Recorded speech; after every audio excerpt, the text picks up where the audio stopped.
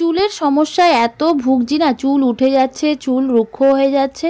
তাই ভাবলাম যে না, আমার আগের পদ্ধতিই ঠিক ছিল।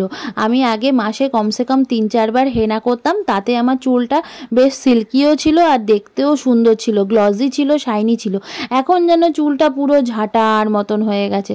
তাই ভাবলাম যে না, আমি আগে যেমন হেনা করতাম এখনও হেনাই করব। যেমন ভাবা তেমন কাজ। আগের দিন রাত্রেবেলা লিকার চায়ে কিন্তু আমি হেনা এরকমই আঠা আঠা করে ভিজিয়ে রেখেছি। দেখতেই পাচ্ছ তো কতটা আঠা। আর এটা কিন্তু আমি একটা লোহার কড়াইতে ভিজিয়েছি। আর আমি যেই পার্লারে আগে যেতাম সেই পার্লারে বলতো যখনই হেনা করবে না, লোহার কোনো জিনিসে ভেজাবে, তাহলে নাকি হেনাটা ভালো হয়। তো আমার বাড়িতে এরকম আমার একটা কড়াই আছে ছোট, তো ওই কড়াইয়ের মধ্যেই হেনাটাকে সুন্দর করে আঠা আঠা করে ভিজিয়েছি। তারপরে দিয়ে দিলাম একটা ডিম। অনেকেই বলে ডিমের সাদা অংশ দেবে, কেউ বলে আবার ডিমের হলুদ অংশ দেবে।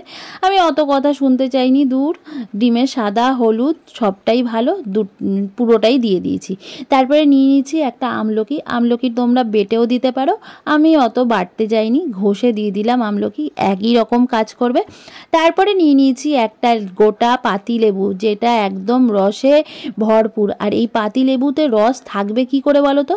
ফ্রিজের মধ্যেই তোমরা রাখবে, কিন্তু একটা জলের বাটির মধ্যে রেখে দেবে, দেখবে তুমি অনেক দিন পর্যন্ত পাতিলেবু একদম ভরপুর রসে ডুবে থাকে।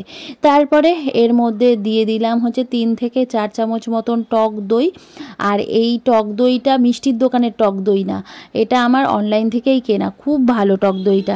তোমরা যদি টক দইয়ের লিঙ্কটা চাও না, আমি দিয়ে দেবো। অনেক টক দই থাকে না কেমন মিষ্টি মিষ্টি, ওই টক দইগুলো কিন্তু ভালো হয় না। তারপরে দেখো এটাকে খুব ভালো করে মিক্স করে নিচ্ছি। এরপরে আর একটাই জিনিস দিতে হবে, সেটা হচ্ছে হেয়ার অয়েল। তোমরা যে কোনো হেয়ার অয়েল দিতে পারো, তবে আমি যেই হেয়ার অয়েলটা এখন দিচ্ছি না, সেটা কিন্তু আমার বাড়িতে বানানো।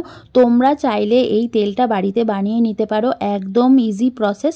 আমি আমার চ্যানেলে এই হেয়ার অয়েলের ভিডিওটা কিন্তু দিয়ে রেখেছি, একবার একটুখানি দেখে নিও। কিন্তু এই হেয়ার অয়েলটা ছেলে বলো মেয়ে বলো সবার মাথায় কিন্তু খুব ভালো কাজ করবে। তো এখানে আমি 3 চামচ মতন হেয়ার অয়েলটা মিশিয়ে নিলাম। তারপরে এবার চুলে লাগাবো। তবে আমার এই হেনা প্যাকটা লাগানোর কিন্তু একটা প্রসেস আছে। যেমন আমি এখন প্রায় 10:30-11টা বাজে, এখন আমি চুলে হেনাটা লাগাচ্ছি 1:30টা অবধি, মানে ধরো 2 থেকে 2.5 ঘন্টা রেখে দেবো। তারপরে কিন্তু আমি যখন স্নান করতে যাব, পুরো চুলটা খুব ভালো করে ধুয়ে নেব, কিন্তু আমি আজকে শ্যাম্পু করব না।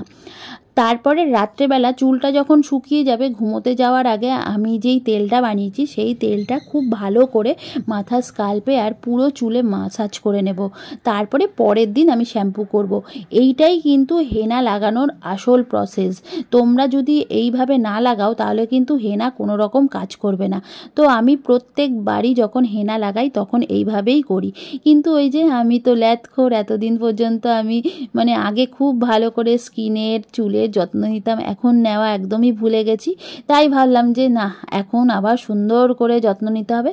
এই দেখো পুরো চুলে মাখিয়ে নিয়েছি। এবার এটাকে মুড়ে আমি 2 ঘন্টা রেখে দেবো, তারপরে কিন্তু আমি স্নান করতে যাব। তো এই ছিল হেনা লাগানোর প্রসেস। তোমাদের ভালো লাগলে আমার পেজটাকে অবশ্যই তোমরা ফলো করে লাইক দিয়ে রেখো।